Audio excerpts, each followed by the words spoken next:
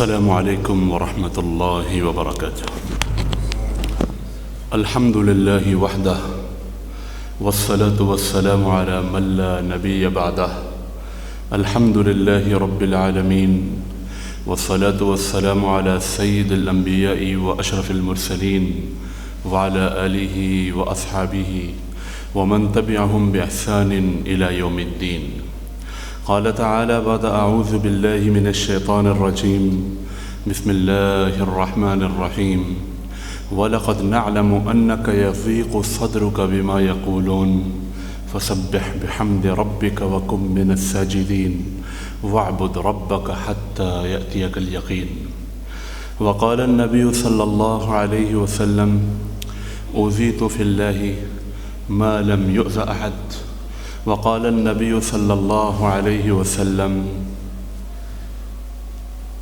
يا آل ياسر صبرا آل ياسر فإن موعدكم الجنة أو كما قال صلی اللہ علیہ وسلم.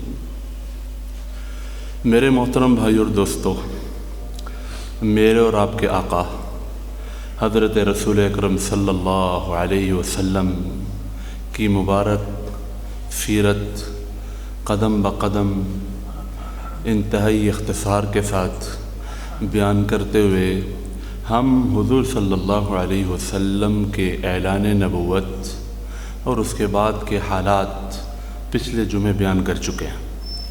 حضور صلی اللہ علیہ وسلم نے جب کوہ صفا پہ کھڑے ہو کے یا ایھا الناس قولوا لا الہ الا اللہ تفلحوا اور یا ایھا الناس انی رسول اللہ علیکم اس کا اعلان فرمایا کہ اے مکہ والو، میں اللہ کی طرف سے رسول بنا کر تمہارے پاس بھیجا گیا ہوں، تو جتنے بھی کفار تھے ان کو اپنی چودراہٹ، اپنی حکومت پر ضرب لگتی ہوئی محسوس ہوئی کہ حضور صلی اللہ علیہ وسلم نے نبوت کا دعویٰ کیا ہے. نبوت کا دعویٰ اس کا مطلب یہ ہے کہ اب ان کی ماننی ہے، اپنی منمانیاں چھوڑنی ہے، اپنی زندگی کے تمام امور کی لگام ان کے ہاتھ میں دینی ہے. اور اگر ایسا ہوا تو پھر ہمیں کون پوچھے گا؟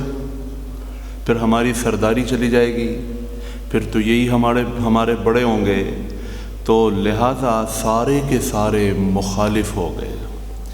حضور صلی اللہ علیہ وسلم نے خاندان والوں کو بلایا جب اللہ کا حکم آیا وَأَنذِرْ عَشِيرَتَكَ الْأَقْرَبِينَ. پچھلے جمعے ہم یہ واقعہ بھی بیان کر چکے ہیں. حضور صلی اللہ علیہ وسلم کی خفیہ محنت 3 سال تھی. 3 سال آپ نے خفیہ دعوت چلائی ہے، اعلان نہیں کیا. 3 سال کے بعد حضور صلی اللہ علیہ وسلم نے اعلان کیا تو مکہ مکرمہ کے جتنے بھی کفار تھے وہ سارے بھڑک اٹھے، شرک کے بیمار بھڑک اٹھے کہ انہوں نے ہمارے معبودوں کو برا بھلا کہا ہے. پھر انہوں نے جان توڑ کوشش کی کہ حضور صلی اللہ علیہ وسلم کو ان کی دعوت سے روک دیا جائے، لیکن آمنہ کے لال صلی اللہ علیہ وسلم کی استقامت کے سامنے بڑے بڑے پہاڑ ریزہ ہو جائیں. ان کو کون روک سکتا تھا جس کو اللہ نے اتنا عظیم مقصد دے کر اپنی پوری مدد و اعانت کے ساتھ بھیجا. لہٰذا انہوں نے بہت تغودو کی، ہر حیلہ اپنایا، حتیٰ کہ جناب ابو طالب کے پاس کئی دفعہ گئے اور ان سے جا کے کہا کہ آپ اپنے بھتیجے کو منع کر لیجئے. ایک آدمی جناب ابو طالب کی خدمت میں پیش کیا اور ان سے کہا کہ یہ بندہ آپ رکھ لیں، اس کے بدلے میں ہمیں حضور صلی اللہ علیہ وسلم دے دیں، ہم نے العیاذ باللہ ان کو قتل کر دینا ہے اور آپ کے پاس ایک بندے کے بدلے میں بندہ آ جائے گا. ابو طالب نے کہا کیسے بیوقوف آدمی ہو، کیا تم اپنی اولادوں کو کسی کے حوالے کر کے ان سے کوئی بندہ قبول کرو گے کہ جس کے بدلے میں وہ تمہاری اولاد کو قتل کریں؟ یہ کیسے ہو سکتا ہے کہ میں اپنے بھتیجے کو آپ لوگوں کے حوالے کر دیں. بار بار ان کا ابو طالب کے پاس جانا ہوا، لیکن حضور صلی اللہ علیہ وسلم کی محنت جاری تھی، آپ کی دعوت جاری تھی، آپ لوگوں کو انداز بدل بدل کر سمجھاتے تھے۔ کن کو پوچھ رہے ہو؟ کن بتوں کے سامنے سجدہ ریز ہوتے ہو؟ ایک ٹھوکر لگ جائے یہ خود سجدے میں گر جاتے ہیں، جو نہ سن سکتے ہیں، نہ بول سکتے ہیں، نہ کچھ کر سکتے ہیں، اپنا دفاع نہیں کر سکتے۔ یہ کیسے معبود ہیں جن کی بولیاں لگ رہی ہیں؟ 10 روپے کا خدا، 20 روپے کا خدا، یہ لکڑی کا ہے، یہ پیتل کا ہے، یہ لوہے کا ہے، یہ چاندی کا ہے، یہ سونے کا ہے، یہ اتنے کا ہے۔ یہ مقصد بھی ان خداؤں کے خود طے کرتے ہو۔ مختلف انداز سے حضور صلی اللہ علیہ وسلم ان کو سمجھاتے، اور کچھ لوگوں کی سمجھ میں بات آتی تھی، لیکن اجتماعی ماحول ایسا تھا، بتوں کی عبادت اور اس کا شوق اور بتوں کی عظمت دلوں میں ایسے بیٹھی ہوئی تھی، کئی نسلوں سے بتوں کی عبادت ہوتی آ رہی تھی، تو وہ لوگ توحید پر آنے کو تیار نہیں تھے۔ ان کو سب سے کڑوی چیز جو لگتی تھی وہ لا الہ الا اللہ لگتا تھا، کہ ہم اور ہمارے آباء و اجداد جن بتوں کے سامنے سجدے ٹیکتے رہے، چڑھاوے چڑھاتے رہے، جن کے سامنے ہاتھ پھیلاتے رہے، دعائیں مانگتے رہے، محمد صلی اللہ علیہ وسلم کہہ رہے ہیں کہ ان سے کچھ نہیں ہوتا۔ یہ بات ان کی سمجھ میں نہیں آتی تھی، لیکن حضور صلی اللہ علیہ وسلم پورے دلائل کے ساتھ قرآن پاک ان کو جھنجھوڑ کے توحید سمجھاتا رہا۔ امن خلق السماوات والارض، آسمان و زمین کو کس نے پیدا کیا؟ وانزل لکم من السماء ماء، تم یہ بتاؤ کہ آسمان سے پانی کون برساتا ہے؟ فانبتنا به حدائق ذات بہجہ، اور اتنے خوبصورت سرسبز و شاداب باغات اس پانی کے ذریعے سے کون اگاتا ہے؟ اِلٰہ مع اللہ، کیا اللہ کے علاوہ کوئی اور معبود ہے؟ امن جعل الارض قرارا، کس نے زمین کو قرار بخشا؟ وجعل خلالها انہارا، دریاؤں کا نظام کس نے چلایا؟ اللہ تعالیٰ نے اپنی توحید، اپنی قدرت کو بیان کر کر کے قرآن پاک میں جا بجا ان کو سمجھایا، ان کی عقلوں کو کٹکھٹایا، لیکن وہ تعصب کے پردے میں یوں چھپے ہوئے تھے کہ نکلنے کو تیار نہیں تھے۔ اصل بات جو کفار مکہ کی تھی، ان کو اپنی حکومت اور چودراہٹ جاتی ہوئی نظر آ رہی تھی۔ اب اس سے پہلے کیا تھا کہ پورے عرب والے جب خانہ کعبہ کا طواف کرنے کے لیے آتے حج کے موسم میں، تو یہی لوگ وہاں کے متولی اور بڑے تھے اور بڑے مانے جاتے تھے۔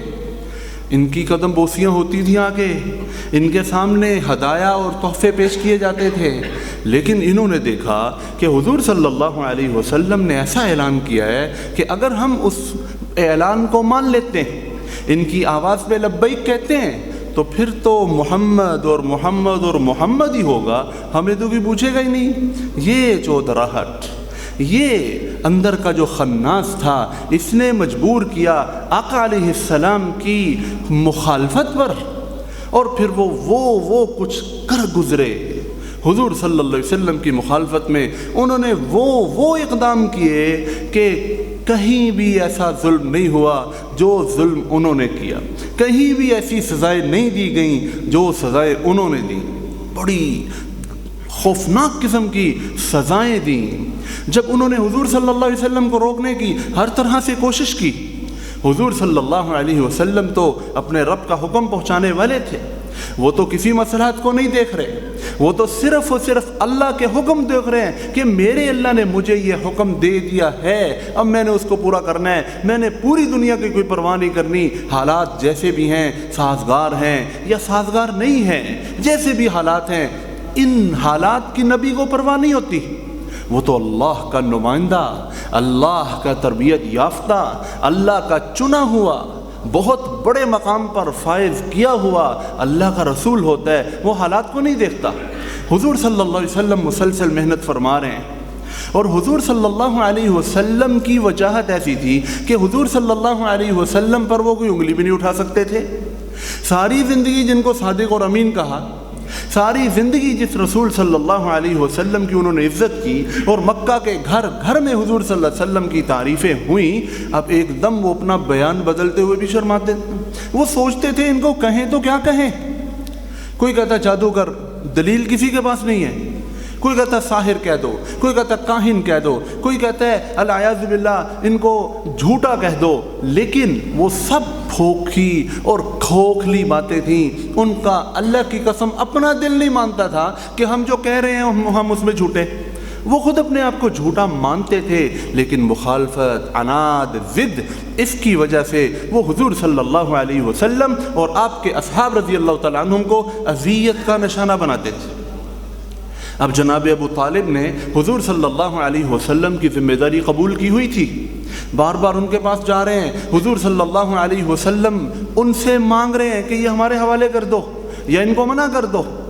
پھر جب بار بار گئے، پھر ایک دفعہ انہوں نے کہا چلو اب یہ ہماری ساری بات تو نہیں مانتے، البتہ ہم اتنا جا کے فیصلہ کروا کے آتے ہیں، چلو کچھ اپنی منا لو کچھ ہماری مان لو، تاکہ ہمارے معبودوں میں جو خیر ہے الیاذ باللہ اس سے یہ محروم نہ رہیں، اور ان کے معبود میں جو خیر ہے اس سے ہم محروم نہ رہیں۔ یہ بات کی حضور صلی اللہ علیہ وسلم نے فرمایا یہ کیسے ہو سکتا ہے، میں نے تو اللہ کا پیغام پہنچانا ہے، جو حقیقی خالق ہے، حقیقی مالک ہے، حقیقی رازق ہے، ان سب کا خالق اور مالک ہے۔ حضور صلی اللہ علیہ وسلم نے اپنے حق کو بیان فرمایا۔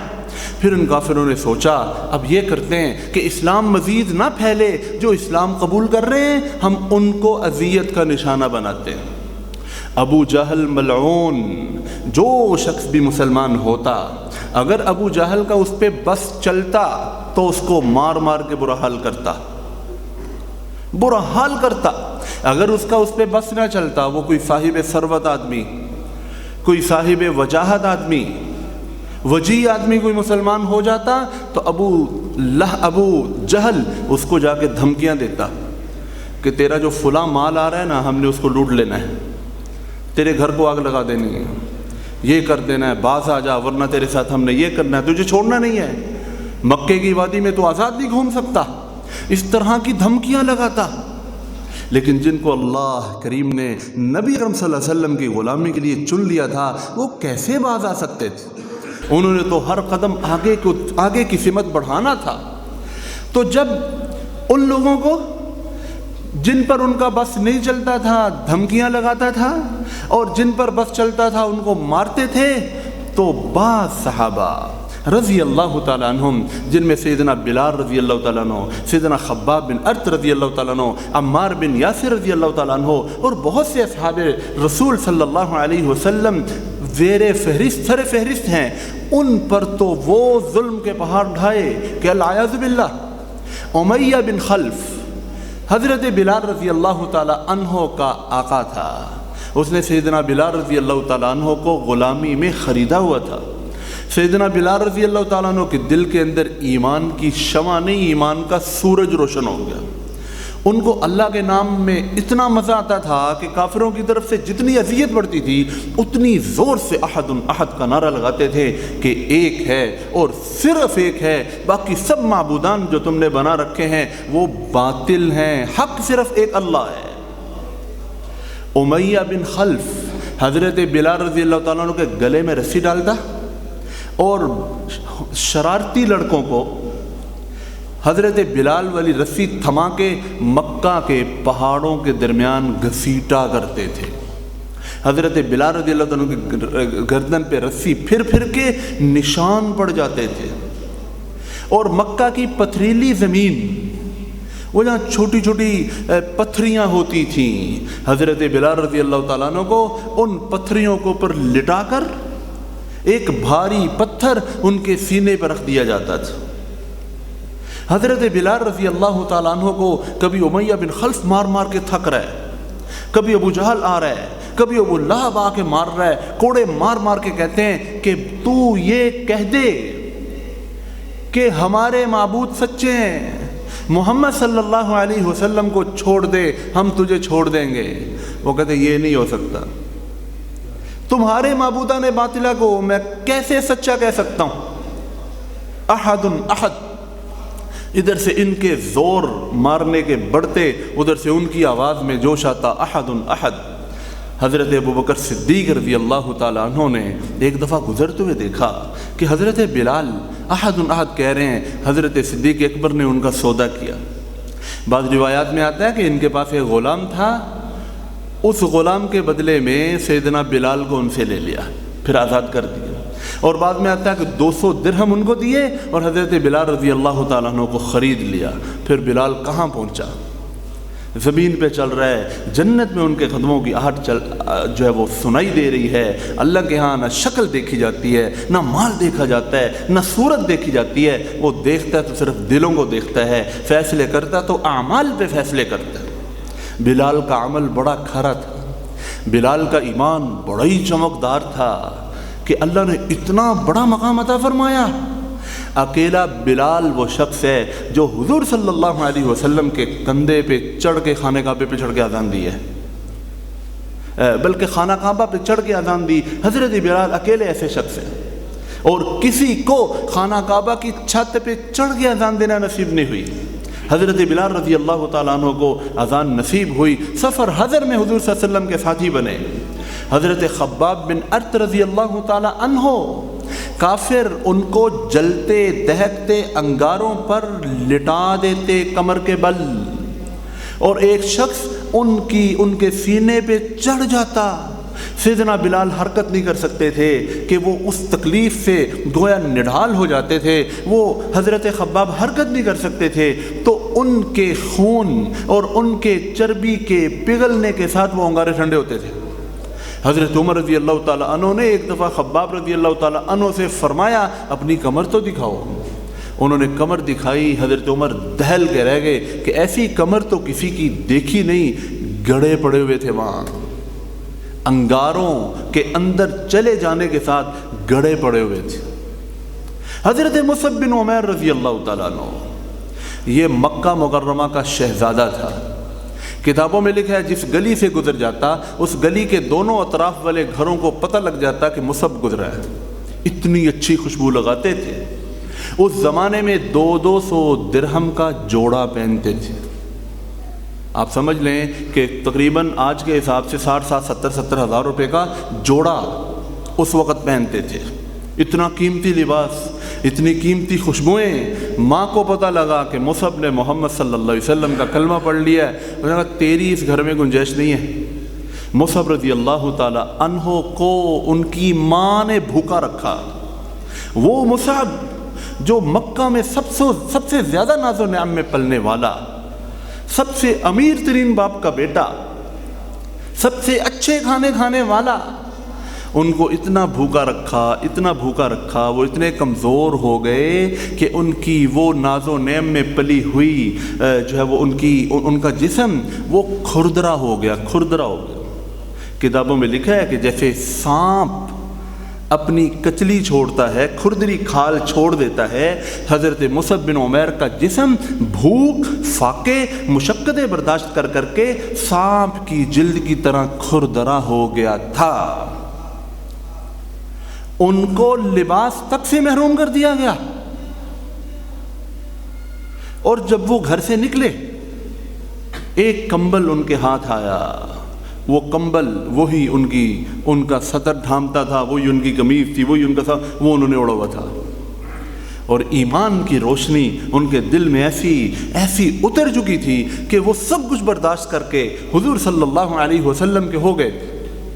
اب مصعب بن عمیر رضی اللہ تعالیٰ عنہ ایک دفعہ سامنے سے گزر رہے تھے، حضور صلی اللہ علیہ وسلم صحابہ رضی اللہ تعالیٰ عنہ کے ساتھ بیٹھے ہوئے تھے، ان کو دیکھ کے حضور صلی اللہ علیہ وسلم اپنے آنسو نہیں روک سکے، رونے لگ گئے ان کی حالت کو کہ پہلے یہ شہزادہ کیسے ناز و نعم میں تھا، میرا کلمہ پڑھنے کی وجہ سے اس پر کیا کیا حالات آئے ہیں، اور اس نے سب برداشت کیا، سب کچھ اس کے ہاتھ سے چلا گیا، لیکن نہیں گیا تو اللہ نہیں گیا، نہیں گیا تو رسول اللہ نہیں گیا، ان کو نہیں چھوڑا، باقی سب ماں باپ سب کچھ چھوڑ دیا، اور اللہ نے پھر بہت بڑا کام بھی لیا۔ حضرت عمار بن یاسر، سبحان اللہ، یہ وہ شخص ہیں کہ جن کے والد یاسر، جن کی والدہ، اگر یہ کہا جائے کہ اس فیملی نے اسلام کے ابتدائی ایام میں سب سے بڑی قربانیاں پیش کی ہیں تو غلط نہیں ہوگا۔ یہ تینوں ہی غلام تھے، کوئی وجیح آدمی نہیں تھے، مکہ والوں کے ہاں غلام تھے، ان کو بڑی عجیب عجیب سزائیں دی گئی، سخت دھوپ میں کھڑا کر دیا جاتا اور لوہے کی زرہ پہنا دی جاتی۔ اب لوہا جب دھوپ میں تپتا ہے اور دھوپ مکہ مکرمہ کی ہو، پھر جب تپتا ہے تو جسم کباب بن جاتا ہے۔ میں کہتا ہوں کہ جس طرح کباب کی سیخ گرم نہیں ہوتی، دھوپ مکہ کی دھوپ کی تپش سے وہ زرہ ویسے گرم ہو جاتی تھی، پورے جسم پر زرہ کے نشان پڑ جاتے تھے، جسم گل جاتا تھا۔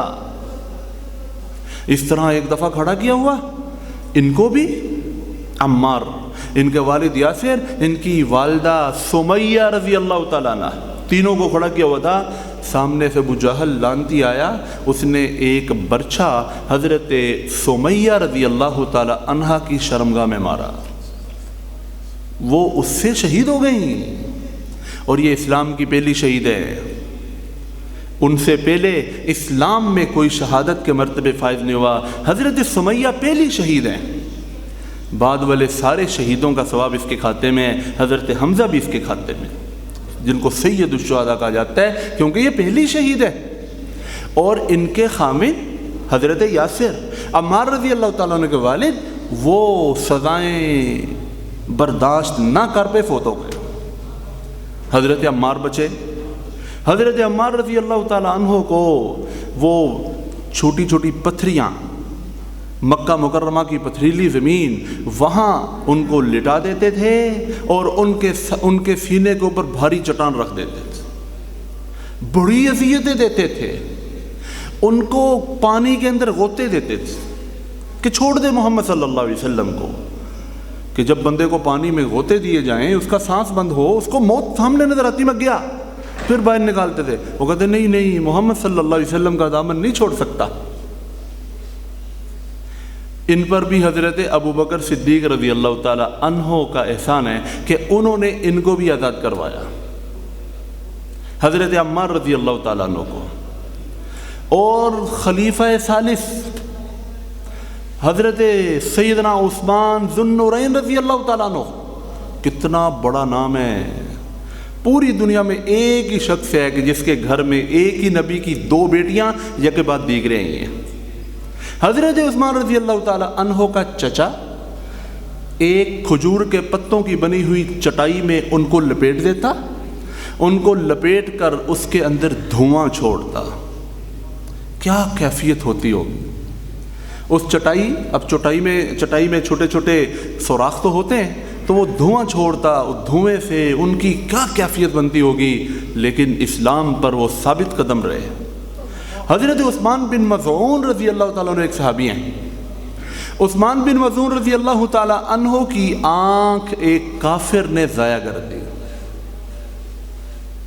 ولید بن مغیرہ نے حضرت عثمان بن مظعون کو کہا کہ میں نے تجھے کہا تھا نا کہ میری پناہ میں آ جاؤ، تمہیں کوئی ہاتھ نہیں لگائے گا، تم میری پناہ میں آئے نہیں۔ انہوں نے کہا کیسی باتیں کرتے ہو، جو میری ایک آنکھ بچی ہے وہ بھی یہ تمنا کر رہی ہے کہ اللہ کے راستے میں شہید ہو جائے، جو گئی وہ تو اللہ نے میرے اوپر احسان فرمایا کہ اپنے راستے میں اپنے دین کی سربلندی کے لیے میری ایک آنکھ کو قبول فرما لیا، جو ایک آنکھ ہے وہ بھی یہ تمنا کر رہی ہے کہ وہ بھی اللہ کے راستے میں چلی جائے۔ کیا جذبے تھے، کیا جذبے تھے۔ ایک صحابی ہیں ابو فقیہہ رضی اللہ تعالیٰ عنہ۔ ابو فقیہہ رضی اللہ تعالیٰ عنہ کو کفار گرم ریت پر سخت گرمی میں لٹا کے اتنا مارتے کہ وہ مار کھا کھا کے بے ہوش ہو جاتے۔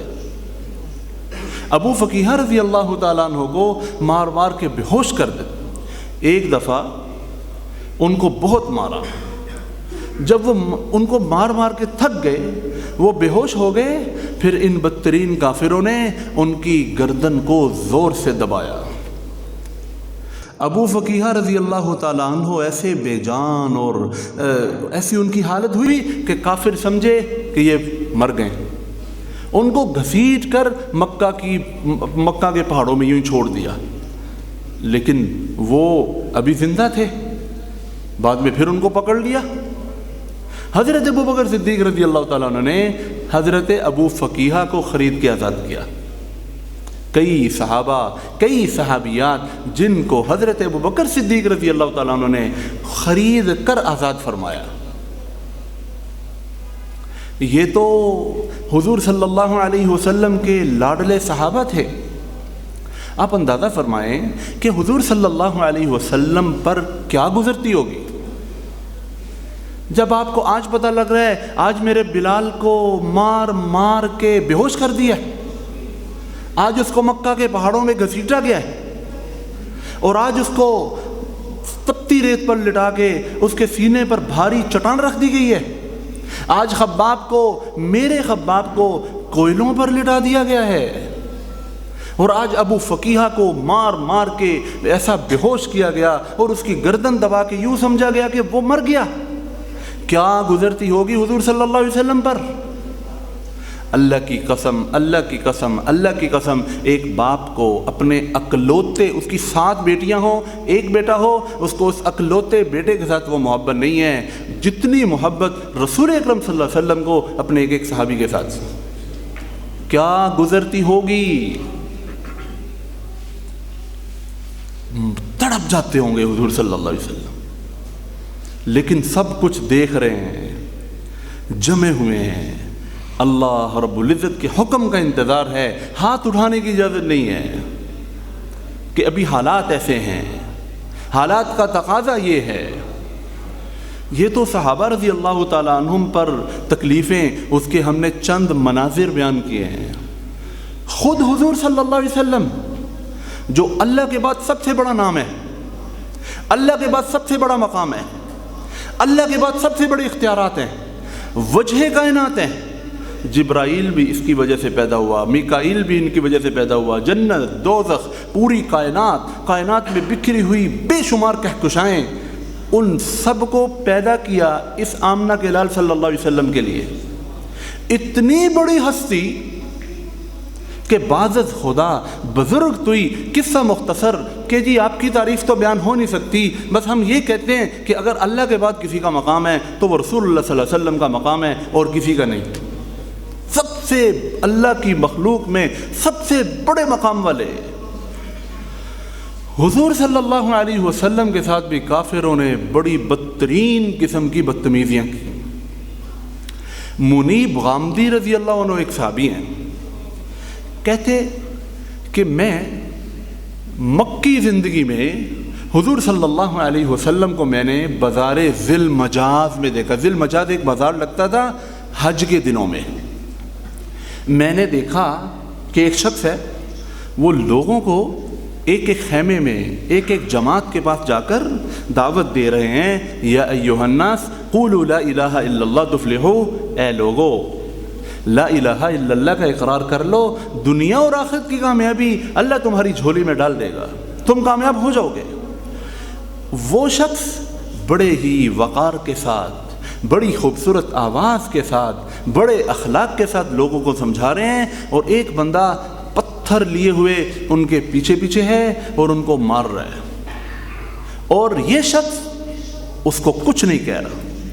پتھر پڑ رہے ہیں، خون نکل رہا ہے، لیکن ان کی طرف کوئی توجہ نہیں ہے. لوگوں کی اتنی فکر ہے کہ لوگوں کے پاس جا جا کے ان کو سمجھا رہے ہیں، اور جو پتھر مار رہے ہیں، جب حضور صلی اللہ علیہ وسلم کہتے ہیں یا ایھا الناس قولوا لا الہ الا اللہ تفلحون، اے لوگو لا الہ الا اللہ پڑھ لو تم کامیاب ہو جاؤ گے، تو وہ شخص کہتا ہے یا ایھا الناس لا تطیعوہ فانہ کذاب، لوگو اس کی بات نہ ماننا، یہ جھوٹا ہے. اور وہ ملعون ابو لہب تھا. جس طرح اسلام میں صدیق اکبر سب سے آگے کھڑے ہیں، کفر کی بدبختی میں ابو لہب سب سے آگے کھڑا ہے. جس طرح ابو بکر صدیق رضی اللہ تعالیٰ نے جانثاری کسی اور کے بس میں نہیں تھی، وہ سب سے آگے تھے. اسی طرح بدبختیاں ساری کی ساری ابو لہب نے مول لی تھیں، اس جیسا بدبخت کوئی نہیں تھا. رشتہ دار ہوتے ہوئے سب سے زیادہ اس نے تکلیف دی ہے. اور ایک اور صحابی ہیں، وہ کہتے ہیں میں مکہ مکرمہ کسی کام سے آیا، میں نے صبح دیکھا ایک شخص لوگوں کو سمجھانے کے لیے نکلا، اور لوگوں کو سمجھا رہا ہے، اور لوگوں کا عجیب رویہ ہے۔ فَمِنْهُمْ مَنْ تَفَلَ فِي وَجْهِهِ، بعض ایسے بدبخت ہیں جو ان کے چہرے پر تھوک رہے ہیں۔ وَمِنْهُمْ مَنْ حَسَى عَلَى رَأْسِهِ التُّرَابَ، اور بعض ایسے ہیں کہ وہ ان کے سر پر مٹی ڈال رہے ہیں، برا بھلا کہہ رہے ہیں، گالیاں دے رہے ہیں۔ کس کو؟ میرے اور آپ کو نہیں، میرے اور آپ کے باپ کو نہیں، اللہ کے محبوب کو، ہاں گالیاں دے رہے ہیں۔ اور میں نے اس شخص کو دیکھا، میں دیکھتا رہا، شام ہو گئی اور وہ استقامت کے ساتھ یوں ہی لگے رہے، لوگوں کو دعوت دیتے رہے۔ پھر میں نے شام کو دیکھا ایک بڑی روشن چہرے والی بچی، جس کے چہرے پہ چمک تھی، وہ ایک پیالہ لے کے آئی اور اس میں پانی تھا، کپڑا تھا، اپنے باپ کی زلفیں صاف کرنے لگی۔ شاید وہ سیدہ زینب رضی اللہ تعالیٰ عنہ تھی، حضور صلی اللہ علیہ وسلم کی بڑی صاحبزادی، بڑی تکلیفیں اٹھائی ہیں۔ حضور صلی اللہ علیہ وسلم حرم میں نماز پڑھ رہے ہیں، ابو جہل، ابو لہب، بڑے بڑے کفار بیٹھے ہوئے ہیں۔ ان میں سے کوئی کہنے لگا فلاں قبیلے والوں نے آج اونٹنی ذبح کی ہے اور اوجڑی فلاں جگہ پہ پڑی ہوئی ہے، کون ہے اوجڑی لے کے آئے، جب محمد صلی اللہ علیہ وسلم سجدے میں جائیں تو ان پہ اوجڑی رکھے۔ ایک بڑی بدبخت عقبہ بن ابی معیط، وہ کہتا ہے یہ کام میں کروں گا۔ وہ گیا، وہاں سے اوجڑی اٹھا کے لایا۔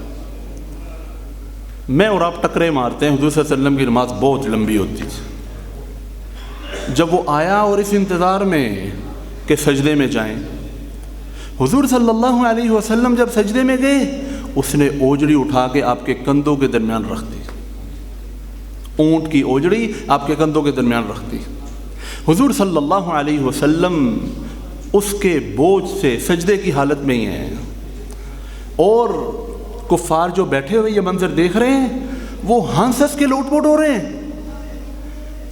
کتاب میں لکھا ہوا ہے کہ وہ ایسے لوٹ پوٹ ہو رہے ہیں کہ کہہ کے لگا لگا کے ہنس ہنس کے ایک دوسرے کے اوپر گر رہے ہیں۔ اس منظر کا میرے اور آپ جیسے گرے پڑے لوگ اپنے لیے تصور کر سکتے ہیں کہ ہمارے اوپر اتنے لوگ ہنسے؟ بازار میں ایک آدمی میرے جیسے حقیر بندے کے سامنے اونچا بول پڑے تو میری طبیعت خراب ہو جاتی ہے۔ حضور صلی اللہ علیہ وسلم پر کہہ کے لگا رہے ہیں۔ حضرت فاطمہ چھوٹی سی بچی بھاگتی ہوئی آئی، اپنے ابا کو دیکھا انہوں نے، حضرت فاطمہ رضی اللہ تعالی عنہا نے چھوٹے چھوٹے ہاتھوں سے اس اوجڑی کو سائڈ پہ کیا۔ اب جب حضور صلی اللہ علیہ وسلم نے سر اٹھایا، دیکھا میری چھوٹی سی بیٹی نے آ کے اوجڑی کو، اور یہ لوگ ایسے کہہ کے مار رہے ہیں اور ایسے ہنس رہے ہیں۔ حضور صلی اللہ علیہ وسلم نے ان کے لیے پھر بد دعا فرما دی، اللہم علیک بقریش، یا اللہ ان قریش کو پکڑ لے، اللہم علیک بابی جہل، یا اللہ ابو جہل کو پکڑ لے، عقبہ بن ابی معیط کو پکڑ لے۔ 7 بندوں کا نام لیا جو سب سے بڑے بدبخت تھے۔ وہ 7 کے 7 غزوہ بدر میں مارے گئے، اور ایسی بری طرح سے مارے گئے، قبر بھی نصیب نہیں ہوئی ان کو۔ وہاں کا جو کنواں تھا قلیب، اس کنویں کے اندر پھینک دیا گیا ان کی لاشوں کو۔ وہ 7 وہ تھے جنہوں نے حضور صلی اللہ علیہ وسلم کے ساتھ اس بدتمیزی میں شرکت کی تھی۔ ایسے ایسے کام۔ حضور صلی اللہ علیہ وسلم کا جو گھر تھا، ابو لہب کا گھر، اس کے ساتھ والا سانجی دیوار تھی۔ ابو لہب، اب کون سا اونچے اونچے گھر تھے، ابو لہب ملعون وہاں سے دیکھتا تھا حضور صلی اللہ علیہ وسلم کو۔ آپ جب نماز پڑھتے تھے، ابو لہب اور دوسرے کافر جو بکریاں ذبح کرتے تھے، ان کی آنتیں حضور صلی اللہ علیہ وسلم کے اوپر پھینکتے تھے باہر سے۔ آپ نماز پڑھے ہوتے تھے۔ پھر حضور صلی اللہ علیہ وسلم نے کیا کیا، ایک آڑ، ایک پردہ، کوئی ایک حجاب لگایا کہ میرے تک ان کی یہ غلاظتیں نہ پہنچیں۔ اور جب وہ اس طرح کی گندگی پھینکتے تھے، حضور صلی اللہ علیہ وسلم کیا کرتے تھے، ایک چھڑی لے کر اس گندگی کو، اس اوجڑی کو، ان آنتوں کو اٹھا کے اپنے گھر کے دروازے سے باہر نکل کر کہتے تھے یا بنی عبد مناف، اے بنو عبد مناف، میرے پردادا کے خاندان والو، یہ تو بتاؤ کہ ہمسائیگی اسے کہتے ہیں؟ تم کیسے ہمسائے ہو؟ ہمسائیگی اسے کہتے ہیں؟ تمہارے ہاں پڑوس کے ساتھ یہ سلوک کیا جاتا ہے؟ صرف یہ کہتے اور کچھ نہ کہتے، کسی کو کچھ نہ کہتے، اور اس چھڑی پر اٹھائی ہوئی اس اوجڑی کو، ان آنتوں کو راستے میں ایک طرف پھینک دیتے اور خود اندر تشریف لے آتے اور اپنے کپڑے مبارک تبدیل فرما لیتے۔ ایسی ایسی بدتمیزیاں، سازشیں ہو رہی ہیں، کیا کہا جائے، کیسے ان کو روکا جائے؟ بڑی بڑی بدتمیزیاں کی لوگوں نے، اور حضور صلی اللہ علیہ وسلم نے سب کچھ برداشت کیا۔ اللہ رب العزت کہتے ہیں وَلَقَدْ نَعْلَمُ أَنَّكَ يَضِيقُ صَدْرُكَ بِمَا يَقُولُونَ۔ پیغمبر یہ نہ سمجھنا کہ جو کچھ یہ کہتے ہیں، آپ کی شان میں گستاخیاں کرتے ہیں، ہم اس سے غافل ہیں، یہ نہ سمجھنا۔ وَلَقَدْ نَعْلَمُ، گویا اللہ قسم اٹھا کے کہہ رہا ہمیں سب کچھ پتہ ہے، ہاں، کہ آپ کا سینہ جن الفاظ سے تنگ پڑ جاتا ہے، آپ پر کیا گزر رہی ہے، آپ کی کیا کیفیات بن رہی ہیں، ہم سب جانتے ہیں، ان کا ایک ایک کلمہ، ایک ایک لفظ ہم جانتے ہیں۔ وَلَقَدْ نَعْلَمُ أَنَّكَ يَضِيقُ صَدْرُكَ بِمَا يَقُولُونَ فَسَبِّحْ بِحَمْدِ رَبِّكَ وَكُن مِّنَ السَّاجِدِينَ۔ آپ کا کام ہے کہ اپنے رب کی حمد کی تسبیح کریں اور نماز ادا کرنے والوں میں سے ہو جائیں، اور اللہ کو راضی کرنے میں اس وقت تک لگے رہیں جب تک آپ کا بلاوا نہیں آ جاتا۔ اللہ پاک کی طرف سے یہ تو اسی لیے تو اتنے عالی اخلاق تھے۔ حضور صلی اللہ علیہ وسلم نے یہ قربانیاں اپنی وجہ سے نہیں دیں کہ میرا مقام بلند ہو، مجھے بڑی جنت ملے، مجھے حوریں ملیں۔ کوئی بندہ یہ دعویٰ کر سکتا ہے کہ حضور صلی اللہ علیہ وسلم نے اپنے لیے سب کچھ کیا؟ نہیں بھائی، اللہ کی قسم اپنے لیے نہیں کیا، اپنی اولاد کے لیے نہیں کیا۔ ان کی تو وراثت بھی امت کے لیے صدقہ تھی، ان کی اولاد میں ان کی وراثت نہیں گئی، نبی صلی اللہ علیہ وسلم کی وراثت نہیں ملی۔ حضور صلی اللہ علیہ وسلم خود فرما گئے تھے کہ میری وراثت نہیں ہے، یعنی اولاد کے لیے نہیں کچھ کیا، اپنے لیے کچھ نہیں کیا۔ تو میرے بھائی اور دوستو، ہمارے لیے، ہم سب کے لیے قربانیاں اٹھائی ہیں کہ ان میں محمدی جھلک نظر آئے۔ اور آج ہم اپنا رویہ دیکھ لیں، کبھی ہم بیٹھ کے تولیں تو صحیح حضور صلی اللہ علیہ وسلم کی قربانیاں، ان کی محبتیں، ان کی دعائیں، اور میرا رویہ جو ایک سمندر کے ساتھ قطرے کو نسبت ہے، اللہ کی قسم وہ نسبت بھی نہیں ہے۔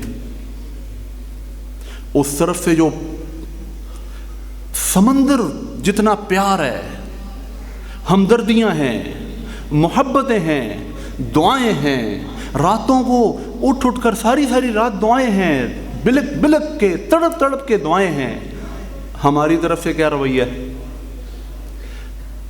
ہم اپنے آپ کو ان کے رنگ میں رنگنے کی کوشش کریں، سامنا ہوگا قیامت والے دن، اللہ کا بھی سامنا ہوگا، حضور صلی اللہ علیہ وسلم کا بھی۔ اللہ تعالی ہم سب کو صحیح معنوں میں حضور صلی اللہ علیہ وسلم کا اتباع کرنے کی توفیق عطا فرمائے۔ وآخر دعوانا الحمدللہ۔